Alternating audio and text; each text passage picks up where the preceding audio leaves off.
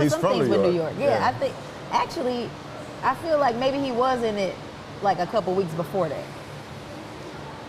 And just in case the recording of this is ever leaked, I do believe that Shannon Briggs might belong in the International Boxing Hall of Fame as well. Okay. I just was unaware that such a decision had been made. Right, yeah. No. That's why I sound surprised. That's right. But that's my story, and I'm sticking to it, Shannon. Let's go, champ. Let's go, champ. Them videos when he used to pull up on Vladimir, hilarious. He had everybody laughing. It was really good. It was like funny. I've never seen somebody like talk about them being homeless and out on the street. Let me show this to everybody. Just gonna hold it. I'm gonna switch the cameras. That's what it looks like. We're not live. After this, I'm gonna go public. Okay. Talking about being homeless.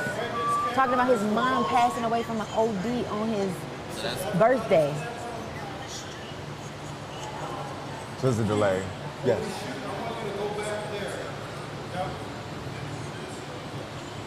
That's everybody. This is Ryan. It's not changing. See? No, just wait. Oh. It's a delay. Oh, okay. Oh, okay. See, Key. So y'all get situated how you like it. Here, if y'all can. So I might go back and forth with this camera, depending on who's talking. Okay. My little toes showing, Lord. So yeah, adjust yourself however you want. I don't know. It's a little delay, but.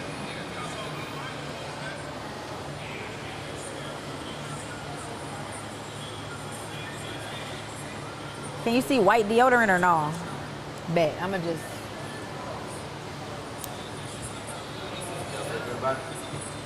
Feel good about it. I feel This good feels about very like 106 in Park. Ah.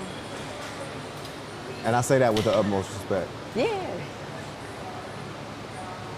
Pioneering show. It's weird to see like a recording of something you did just like 30 seconds ago. Yeah. Right, in the very near past. Alright. Oh, what's the did you send me the link, Z?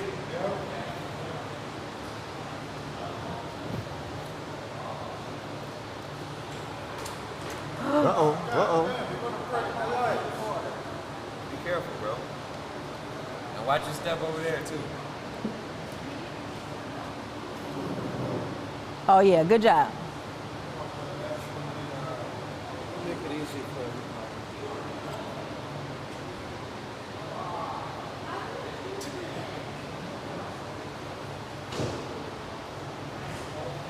Gamers be in their own world. I heard like T Grizzly's making like $200,000 a month. That's what I'm Game. Yeah. Look at it. And his friends gets like 20 grand a month. It's real money. It's like super serious. I mean, like, Boys and Girls Club right now.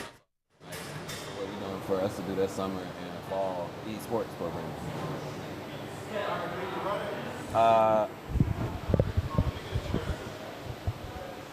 Are you all plugged in with the Pistons?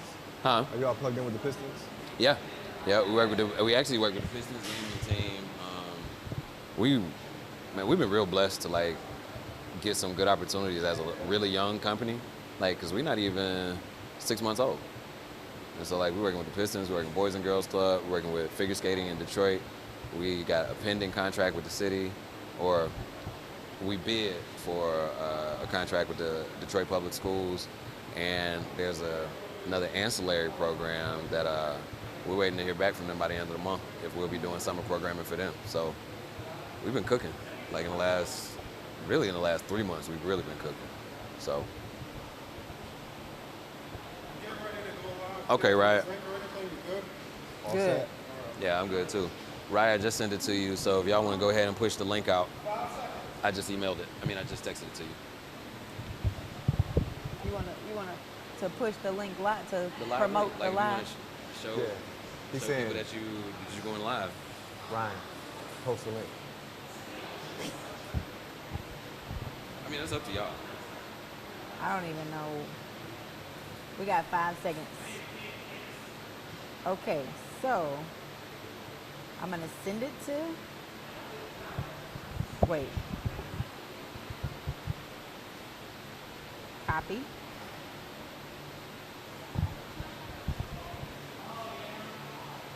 Hey, hey.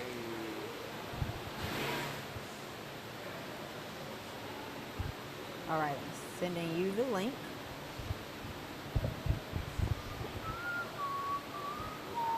And I will post it on Facebook because posting a link on Instagram is intense. All right. Y'all ready? You ready, Mace? Bum, bum, bum, bum, bum. We need some theme music, I think. Yeah, you know what? You could serenade us. Yeah, that's gonna go into the behind the scenes clips. Yes, for sure. All right, well, I think we are about ready to get started. I've got two wonderful people sitting perpendicular to me on the couch. And first things first, you are watching The Daily Take on Take Detroit with Take Studios. I am your host, Brandon Christopher, and we have with us Rhyan Neco today and Keith Jason, aka Three Names. Yeah. Welcome to the show, y'all. Thank you. Thanks so much for having us. We are really excited to have both of you on, and we got a lot of interesting stuff to talk about. So I want to get right into the intros. So let's start with you, Keith. Since your name is Three Names, Yes. Even though we usually do ladies first, but I couldn't resist the Three Names. Why Three Names? Well, you know, What does it mean? well, actually, Keith means like the wind. But what I say is, I use all three names because when you just say Keith Jason, a lot of people think Billy Bob. Got Like it. it's a Like double that first kinda- name.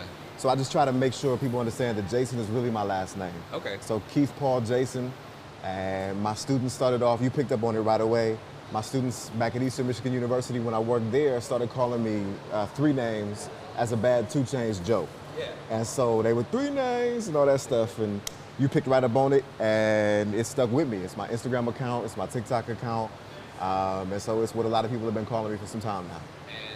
And a quick is at the number 3 and then NAMEZ. Correct. Yep. Yeah, so we're at- gonna throw that up on the screen before it's over with. Got Yep. it. And- So, oh, come on, jump that on means in. That Kevin Gates didn't make it. The three names. I got 3 names that didn't make the cut. Huh? You never heard that? I'm not, I try, no, I'll just say no. Okay. No. Okay, just wondering. I was trying to think of like all the songs I could sing and like 2 Phones, 2 Chainz, 3 names. That When DMX was on Drink Champs, yes. he was talking about a That was celebrity. such a and good said- episode, too. He said, she had one of them 3 names. And I got that clip cut down and saved in my phone, for Okay. sure. Rest in peace, DMX. Also, Yes. R.I.P. for sure. Indeed, That's so sad. indeed. So, all right. So Keith Jason is 3 names, and I guess Ryan, we've known each other for some years. I would think that maybe if I had to create a nickname for you, it would definitely be like Fly Glasses. I don't know what. I mean, you are the spectacles woman. That's not what we're here to talk about. But you got a lot of fly shades and glasses that you wear. You know, it's like a thing where if I can't see, I can't even hear. You know what I'm saying? So Right, I have to that's have, they're that bad. So I have to have a backup at all times. I can dig it. And also, I'm not much of a makeup lady. Like I don't know how to do the makeup too well. So So your glasses give are you like that- the accessory instead of dressing it up. I see. So that's a nice segue into what type of work you do. And it's interesting because you talk about your glasses and your difficulty seeing. You clearly don't have any issue with your voice. You're a voiceover artist, a voiceover professional. And that's just one hat you wear. And we're gonna get into some other things. But you're currently working in the boxing industry here in Detroit, which has a long and storied history. What exactly are you doing in the boxing world, and how did you get started? So in the boxing world, I am doing boxing ring announcing. So when you think of Michael Buffer, you think of Jimmy Lennon Jr., you think of David Diamante, you think of Keith Jason around the city, you think of Pete Trevino. So these are people who introduce the fights and they get it going and they get it cracking, right? So I am doing essentially that, getting the fights introduced and kicking off the show. So I would equate being a ring announcer to a show MC, so to speak. Essentially, and tell us a little bit about the duties of a ring announcer. We see, and Keith, I'd love for you to jump in as well, but we see on television the ring announcers, they come out, they're looking crisp, they're looking fantastic, and they have these amazing voices that command everybody's attention. But what else goes on behind the scenes for a ring announcer? I mean, is that it? You roll up to the venue, you maybe look in the mirror and say your lines, you go on stage, and then you go home? What happens? Well, for me, it's about the fighters, right? It's about the fighters being in the right mindset and getting real crunk before they, go in there and do their thing for our entertainment. But it's a dangerous sport, so they could potentially, get seriously hurt. So for me, it's about making sure that this person knows that their fans, their family, whoever's supporting them, are gonna feel the excitement about them about to fight, and they are about to do that as well. So it is more than just, going in and saying the lines. Usually like in pro boxing, the day before they'll have the weigh-ins. So you get to kind of talk to the fighters, see how they feel, and see what get the name, how they pronounce their name then and there, and just kind of talk to them so that you can get a feel for how they want to be introduced. And that's basically how I feel about announcing. It's not about me, it's not about our great voice. It's about making sure they're ready to go and they're pumped up before they fight and the fans are ready to watch. So it sounds like the announcer is more of an integral part of the hype, the pomp and circumstance, and even the energy of the fighter themselves, because I think we tend to think of ring announcers as being there more so for the audience, but this is a new twist in at least how I think and what I know about ring announcers, and knowing that there's this element that focuses on the fighter, even for you all as vocal talent. So I want to jump to you, Keith, and you do a lot more than ring announcing, but how did you get into boxing? Do you have a long history with Detroit's boxing community?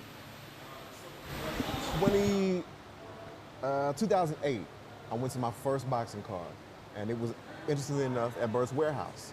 And I saw Ed Williams fight, I saw Dominique Dalton fight. It was Dominique Dalton's pro debut.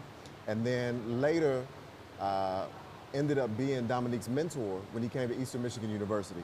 And so I got very involved with the sport of boxing just by working with him. As time went on, learning more about what actually goes into the sport, all of the things that boxers go through. Rhyan is spot on when she talks about how important a lot of this stuff is to the fighters. When they go out there, you see, like Dominique always talks about, he's got a city on his hat, whole state on his back.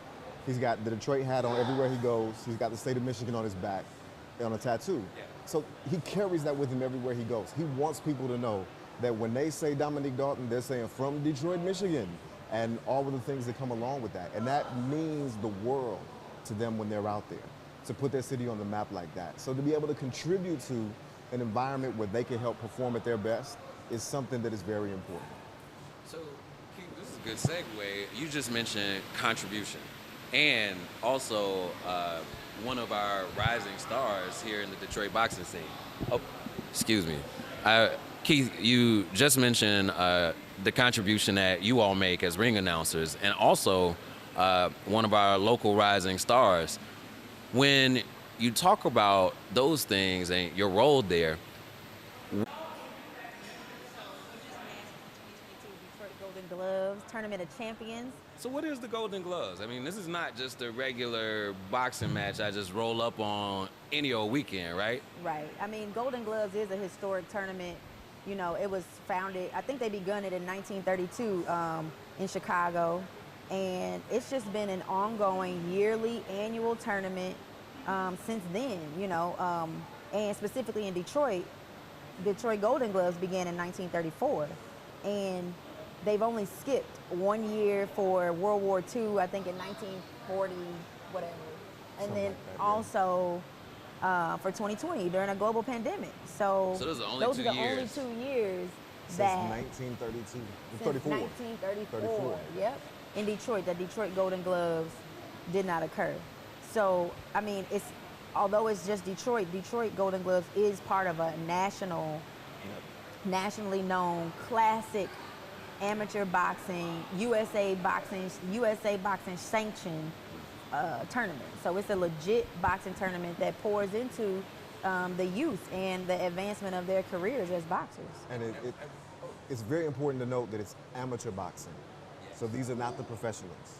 So you'll see the headgears being worn, you'll see all kind of additional safety precautions that are being taken. You'll see fighters who are fighting shorter rounds in these fights that are appropriate for their age level.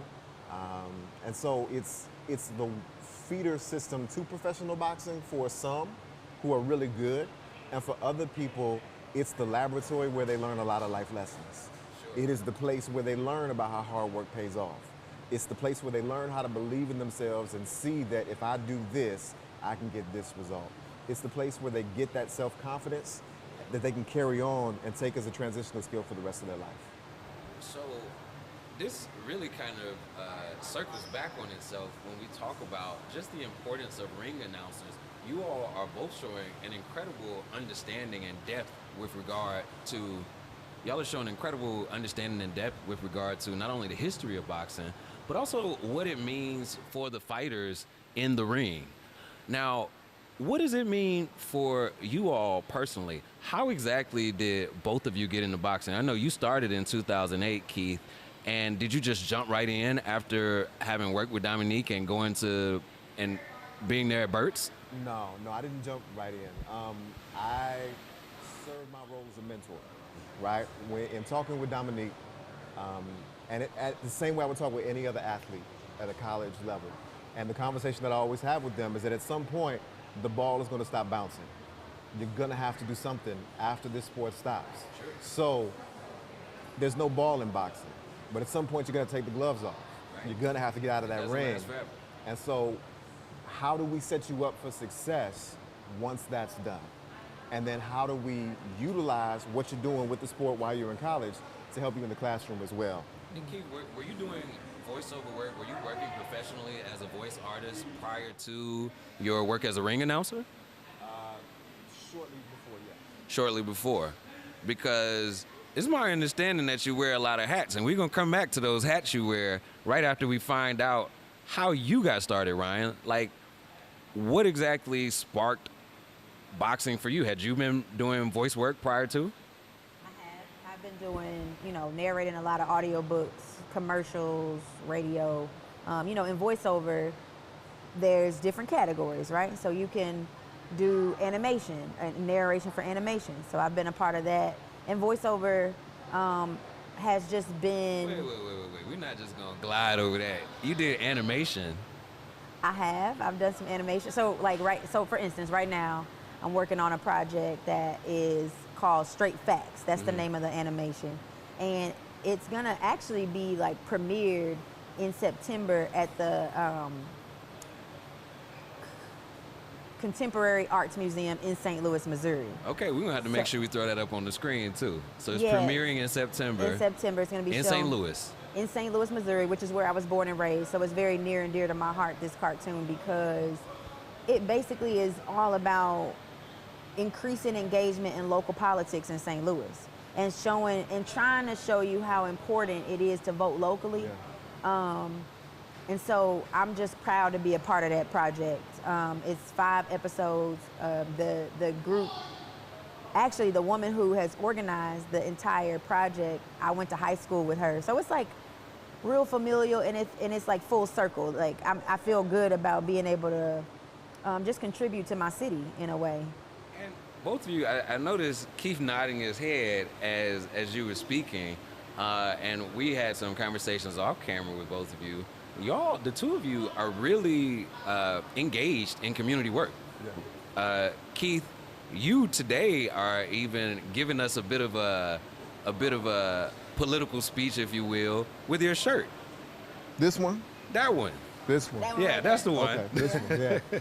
So the shirt is from the Anti-Racist Soccer Club, which is a collaboration of 4 teams from across the country in minor league soccer. So you have AFC Ann Arbor, which of course is in Ann Arbor, Michigan. You have Oakland Roots, which is in Oakland, California. You have Vermont, which is in the state of Vermont on the East Coast. And then you have Lansing. There's a team in Lansing that is a part of the Anti-Racist Soccer Club as well. And they take a strong stand against things like police brutality and making sure that people understand that it's not enough to, not be racist. You have to be anti-racist. So what does that mean? Can you break the difference down? Like, what's the difference between being not racist and anti-racist? So anti just simply means working against. So it's not enough, it is, let me be very crystal clear. It is not enough to just look at that and go, oh, that's bad. But to take action to correct the bad is the step that we need at this time in the world and have needed for a very long time. And so when you see organizations like AFC Ann Arbor stepping up and playing a big role in that, and some of the work that they're doing through things like the CLR Academy, which is a youth sports sampling program in Washtenaw County that is designed for Black and brown children to have access to any sport that they want to try out. You look at some of these sports and the barriers to entry and the access is just so much more difficult because people have been priced out of sports. You think of maybe hockey, for instance. I know hockey equipment is one, is really but let's expensive. talk about one that is even more common and like super American in baseball. Baseball is America's game, supposedly, right? But the cost to go play for a travel baseball team is prohibitive for a lot of families who unfortunately oftentimes come from communities of color. And so it's not, I heard Deion Sanders the other day talking about how a lot of black kids nowadays don't play baseball because their fathers didn't play baseball. So I don't know what to do with you. Right. I'm not pushing you to go play It's that. something that can't be passed on necessarily, or at least, like you mentioned, it's a barrier. Yep. And so there's a big push now to help get more people involved in baseball. There's a big push to get people more involved in soccer. To go play on a travel soccer team can be ridiculously expensive. And to help with cutting those costs down and giving people access to it. And a lot of people will look at this and say, okay, Keith, you in Detroit, right? Like you in one of the blackest cities in the United States. Right. Don't nobody want to play soccer here. And while we can argue that point, what we cannot argue is that soccer is the most popular game in the world. Right. Hands down. When I talk to my students who are from Ghana, the first gift they get as a child is a soccer ball. And so as a result, yes, it may not be the end thing to do here in the States, but even when you looked at the World Cup and when France won, there was a lot of talk about how, well, that wasn't really France, that was really an African team. Well, I mean, come on. There you have it. Who's contributing to them winning? And so, with that being said, I think that it's important to use your platform to speak to the things that are important to you. And this is work that I have been involved in some way, shape, or form throughout my career, throughout most of my life. And I say, I don't want to sound like any sort of expert because I'm still learning so much to this day. And I realize the weight of my words being a white male and having these conversations. I still have a lot to learn. And so I'm taking the time to do more listening, try to do less talking, which sounds weird because here I am on a talk show. But, doing all that to try to understand how I can be more involved and how I can jump on board and be a part of, as opposed to trying to be out there on the front line leading. That's an excellent take here on the Daily Take. And Ryan, you are also extremely involved in community, but on a different side. You are using your voice to build community within tech spaces around Detroit. Is that, do I have that right? That's right. I feel like I use less of my voice in the tech space and I'm more of like the executor, right? Like I help the community director that I work with, Jacob Smith, I help him, bring the vision together, so to speak. It's the same sort of action that Keith was talking about when it comes to being, like, for instance, anti-racist. You have to actually act. It's not enough to just be a passive person within the space. And as a black woman, do you find that you see a lot of other people who look like you within the tech space? No, not at all. Not at all. So, and I know this about you, that some of your work involves inviting more diversity into tech. So I ain't gonna let you get away with saying, I'm not using my voice that much. I'm just making sure I execute the things we have to do. I mean, we gotta call it what it is. Okay, word. Well, then I agree, for sure. And, it's needed. It's needed. More exposure, more women are needed. Diversity is needed. It's just, it's a proven fact that different mindsets, different points of view improve, like, return on investment. It's a fact. So, the more that's accepted and pushed and, just put on a platform and put first and foremost it's going to do who knows where we could go. That gives us so much potential. And you just said something that reminded me of something that I'm aware about in your family history. You talk about return on investment, and we just got through talking about police brutality. I think a very valuable conversation to have is where we are investing sort of policing resources in our community. And both of you have amazing voices that you are obviously using to the benefit of our communities. But Rhyan, your voice is particularly special, and your perspective is particularly special because your father is the chief of police in St. Louis. Is that right? He's a deputy chief of police. Real specific. Okay. And yeah, I grew up with a father in law enforcement. He's been in law enforcement since I was born. But his perspective is a little bit, in my opinion, a little bit more progressive than what you see in St. Louis because he's just way more on the preventative side. He's less like he's so making investments in a very specific place that perhaps other officers and police departments aren't. Like, can you tell us more about it? In an environment that's like lock them up and throw away the key, he's responsible for putting together what they call the gang unit in St. Louis and really just trying to like police neighborhoods, but not only just monitor and drive through and, like I said, lock them up and throw away the key. That he's trying to get them into various programs. As a matter of fact, it's funny, he coached a softball team when I was growing up, like getting guys off the streets that were involved and they were playing baseball. So just to see, there's two sides to every story, right? Or three sides. There's two sides and the truth. And there are police officers out there, I can speak firsthand that are not about police brutality, who understand that people who are disenfranchised in these communities, they're sick. They need it. It's not you're not going to solve the problem by just building more prisons. You have to give them therapy. You have to give them, care and love and treat them as human beings. So that is, it's funny because the culture that we know how police treat, we know the narrative. So it's always been enlightening for me and less disheartening when I see people like my father and how he contributes and how, you got people that are on the streets that respect him and they don't, they know who he is when he goes in the gym and he's getting me involved in PAL events that were, just happening around the city growing up.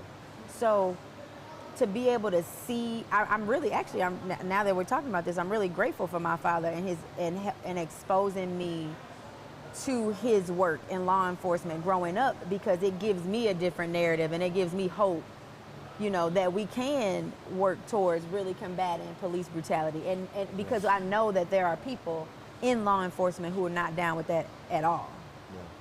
Yeah. And when you think about it, law enforcement or being a police officer is the only job where you have the power to take away someone's freedom, take away someone's life and write the report about how both of those things happened. That's a whole lot of power. It is. Whole lot of power. You know, the Bible talks about to whom much is given, much is required. You move over to the Marvel universe, Spider-Man tells us that with great power comes great responsibility.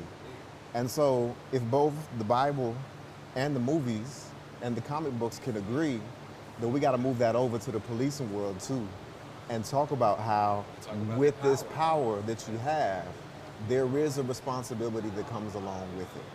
And if we're not holding them responsible for the actions that they take, it's a disservice to our community, and it's a disservice to them as individuals as well.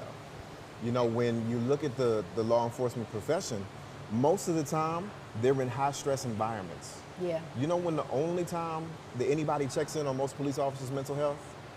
Is when another police officer is When they killed? pass away, when one is, When they fired a weapon. oh, right. Yep. So when they come out of the academy, there's one mental health check that's taken. When they fire their weapon, that's when the next mental health check comes in. There's a whole lot that can go on between coming out of the academy And the first time you fire and the first time you fire a weapon. Well, the first time it's reported that you fired your weapon. There you go. Well, nowadays it's hard anyway. But I'll say this. You know, so there are things that we've got to do from a common sense perspective to make sure that we are looking at the responsibility side of the conversation. I'm not here, a lot of people, you know, you hear police talk about hug-a-thug mentalities and tactics and approaches. You hear other people on the other side talk about Blue Lives Matter and all those kinds of things. And I'm not here to coddle or baby police officers. But what I do want to say is we have to think about that side of things too. Because if I'm pulled over, yes, I'm a white man, but I don't want somebody who's struggling with mental health issues to have that power to take away my life, take away my freedom, and write the report about how it's happening. And I don't want you to have to deal with that. I don't want you to have to deal with that. I don't want my sons to have to deal with that, my wife, anybody to have to deal with that.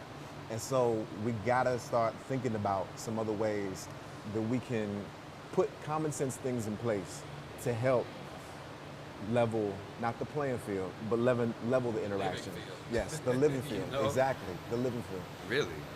So you mentioned family. I want to shift us into a bit of a lighter topic, and the importance of family and protecting our families and making sure that our families are all right.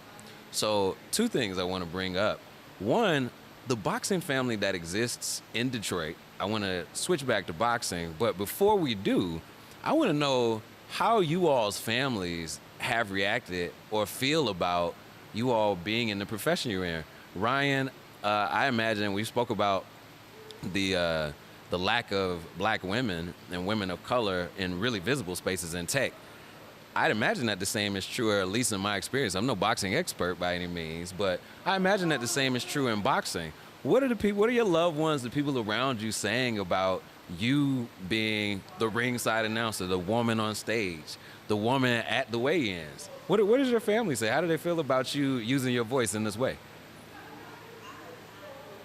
Had any pushback or resistance? You know, my family is pretty supportive of everything I do. Did it take, I would love to say, oh, I surprised the shit out of them, you know, but I didn't. I'm always into something, right? Like they know me, I'm kind of random in a sense, you know, when it comes to the work that I do. So they were just like, it's right up my alley. The only thing that was pushed back, like when I told my dad, he was just like, make sure you're not boxing now. Don't be a boxer, you know? So I'm like, rest assured, I'm just ringside announcing. So wait, do you box? Like your dad not watching this. Do you do any boxing? I don't box. I mean, I train in boxing, right? Like I do boxing to stay in shape. But like I'm not sparring consistently. Oh, consistently. There it is. There it is. Okay. I'm not sparring consistently.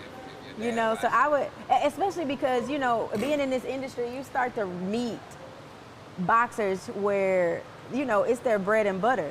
So for me to talk about, or even try to minutely compare or put myself in that ring, no. So I'm a fan. I am a casual fan that is trying to turn into a hardcore fan because I fell in love with the sport so much, and that's what it is. And I'm going to steal one last question from you, Ryan. How did you fall in love with the sport? Because I think you said you went to see a boxing match, or you thought you were about to see a boxing match, and you realized. Can you take us into that story a little bit? So, it's 2021, and I had gained a bunch of weight. Not a bunch of weight. Let me not be dramatic, but I gained some weight, some noticeable weight during the pandemic. So I'm like, yo, I gotta get in shape. But I'm used to team sports, so I grew up playing AAU basketball, flag football, that kind of thing. And being in a city where you aren't born and raised, it's kind of difficult to like bring together at least 10 people to hoop consistently, you know, and that kind of thing. So I'm like, well, how can I move on my own? So I'm like, well, let's do boxing. Like, let's box. That's a one-person sport. So I like go on Instagram and I type in Detroit boxing. Detroit Boxing Company comes up, and they're a boxing apparel brand that exists in the city. And I'm like, hey, who's somebody that will train me? And they're like, you need to go to Superbad. So that's Tony Superbad Harrison's gym on the west side of Detroit. So I go there, and Tony Harrison's brother, Lloyd Harrison, is a trainer. So I start training with him, and I'm just like, yo, I love this. I'm getting in shape. I got somebody to push me, you know, and that's how it happened. So that's how I fell in love, by actually working at the sport from someone who takes from a gym and an environment that takes the sport very, very seriously. You know, it's their bread and butter. So seeing how these serious people just kind of bring you in, treat you like family, and are willing to show you their craft, I was sold. And then I tried to go to a match so that I could learn more. Big stage in Vegas, and you see that the nosebleeds are like $800. I didn't know boxing tickets were that expensive until we were having a conversation before the show. And that's the nosebleeds? I can't remember who Canelo was fighting at the time, but it was like, you know, a high profile boxers fighting. And I was just like, oh, okay, well, I guess I could pay-per-view it for the 80. I'm gonna drop one of them zeros off. I know that's right. And I see Jimmy Lennon Jr., who's a Showtime ring announcer, and I was like, I can do that. I can do that guy's job. So that's how it, started rapping, and that's how it happened.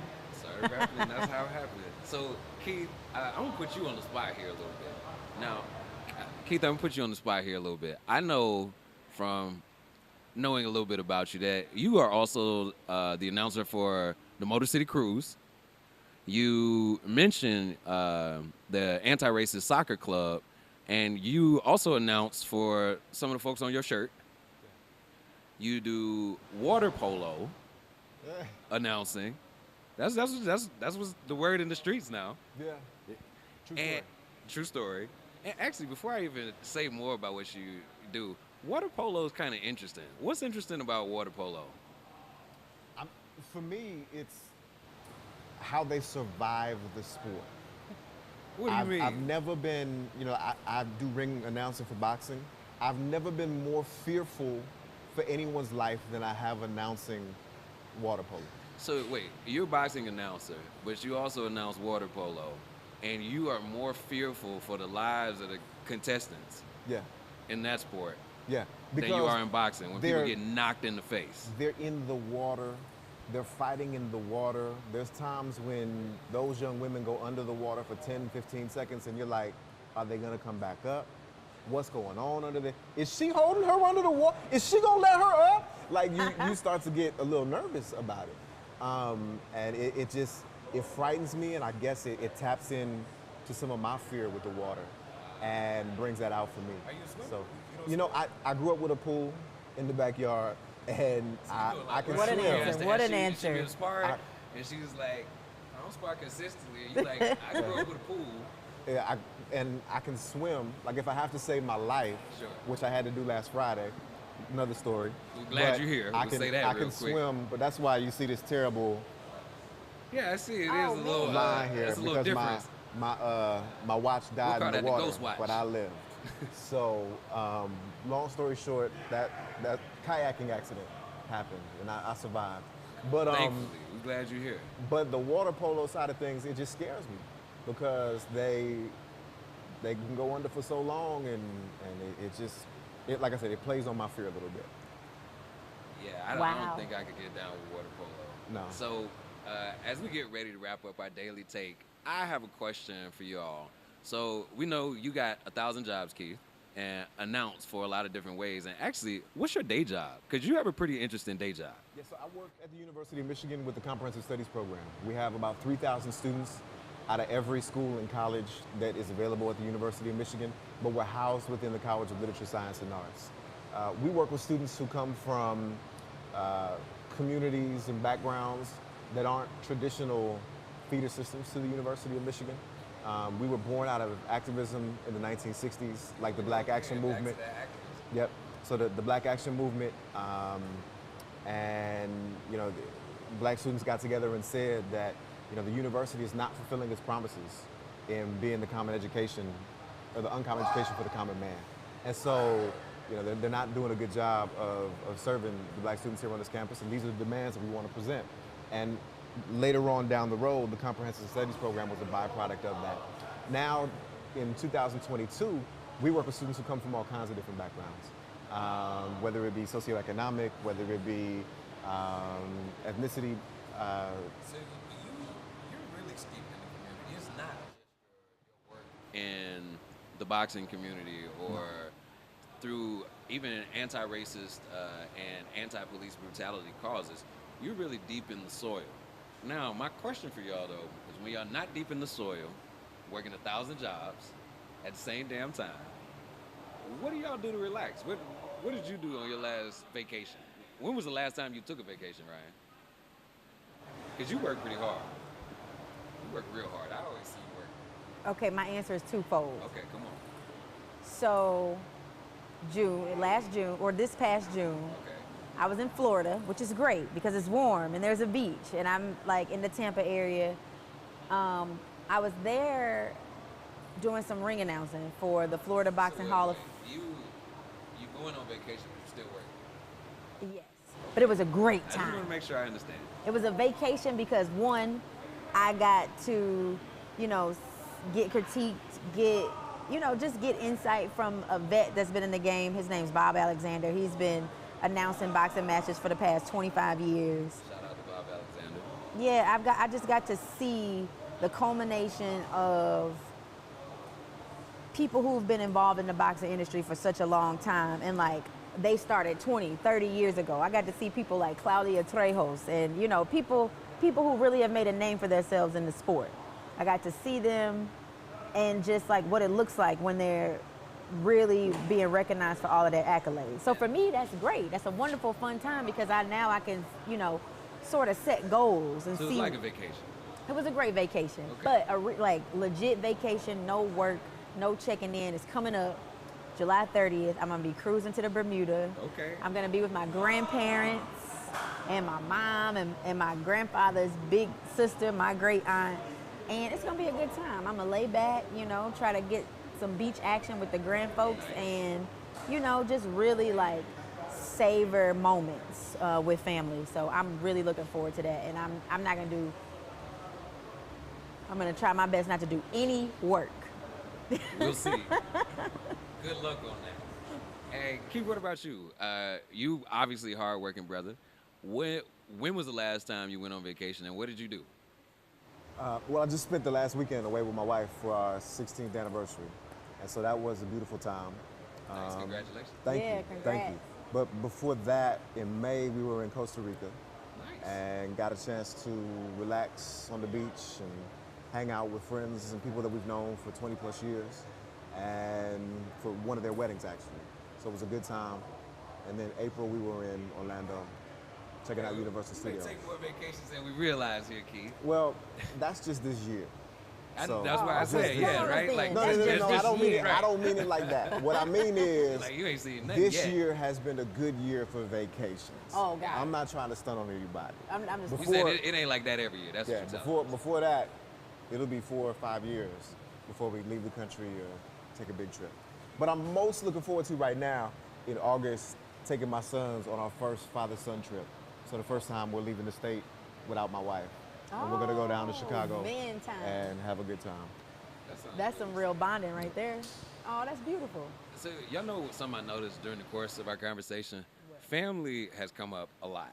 Like the word itself, just kind of, it's like you talked about feeling welcomed by your family, by your boxing family when you went to the Hall of Fame event, and you about to go on a trip with your family. You know, one, I want to say to our Take Studios and Take Detroit family, thank you all for joining us. And I want to invite you all to become a part of Ryan and Keith's family by following them on social media. So where can they find you and become a part of the Ryan Neco family? Please take Detroit. Follow me at Rhyan_Neco. That's at RHYAN_NECO. I'm responsive. I'm polite. You know, so ask me questions. Follow your girl.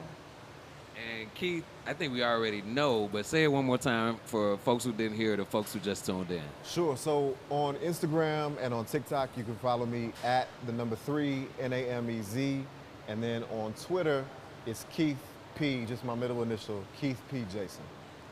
Amazing. Well, do y'all have any final takes before we tell everybody goodbye? Yes, I do. I want to give a big, huge shout out and thank you to Keith, Paul, Jason, sitting right here next to me. I thank you for just welcoming me into this world of announcing and never making it about, you know, gender or anything. It's just like I told you what I wanted to do, and from day one, you've welcomed me and you've tried to help me in any way you can. And that has really, really just sparked even more motivation and grit for me in this industry. So I really want to thank you for like just embracing me. Well, I mean, from the first time I met you, you had a strong competitive side. Like you basically said you were gonna be a better announcer than me. So I was like, okay, okay, well, we're gonna see.